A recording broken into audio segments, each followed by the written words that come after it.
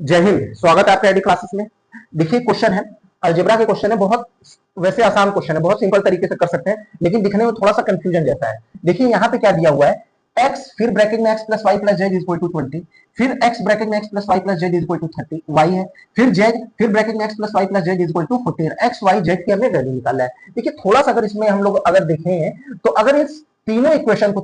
के फॉर्म में अगर तीनों इक्वेशन को ऐड कर दें तो अगर ऐड करते हैं तो राइट साइड के साथ लेफ्ट साइड के साथ ऐड हो जाएगा। तो अगर देखा जाए तो क्या होगा, ऐड करने पर तो ब्रैकेट में x plus y plus z, फिर y फिर ब्रैकेट में x plus y plus z, फिर z फिर ब्रैकेट में x plus y plus z, ये ऐड हो गया। अब इसके इक्वल में क्या हो जाएगा, देखिए ये पूरे एडिशन किसके बराबर होगा, 20, ये किसके बराबर हो जाएगा, 64 के बराबर हो जाएगा। 20 प्लस 30 50 और 14 क्या हो जाएगा, 64, ये 64 के बराबर हो जाएगा। अगर यहां ध्यान से देखें तो इन तीनों में एक टर्म कॉमन है, x plus y plus z, यानी इसमें से क्या कर लेते हैं, कॉमन ले लेते हैं। तो अगर जैसे ही कॉमन लेंगे तो हमारे पास क्या हो जाएगा, x plus y plus z एक ब्रैकेट में, दूसरे ब्रैकेट में देखिएगा एक ये x बच गया, y और प्लस जेड सारे प्लस के फॉर्म में बच रहे हैं, तो ये x plus y plus z ये बच गया, इज इक्वल टू में क्या आ गया 64। अब देखिए यहाँ a प्लस बी प्लस सी का होल स्क्वायर का फॉर्मूला लग गया, क्योंकि ये एक टर्म है एक टर्म ये है, दोनों सेम टर्म है, तो इसको क्या लिख सकते हैं, x plus y plus z का होल स्क्वायर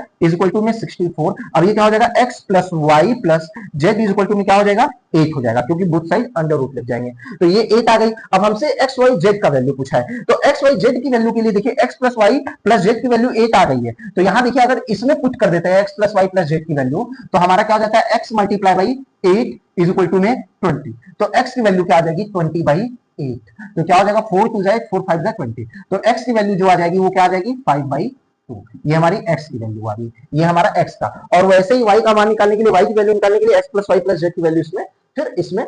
रिस्पेक्टिवली y और z की वैल्यू हमारी आ जाएगी।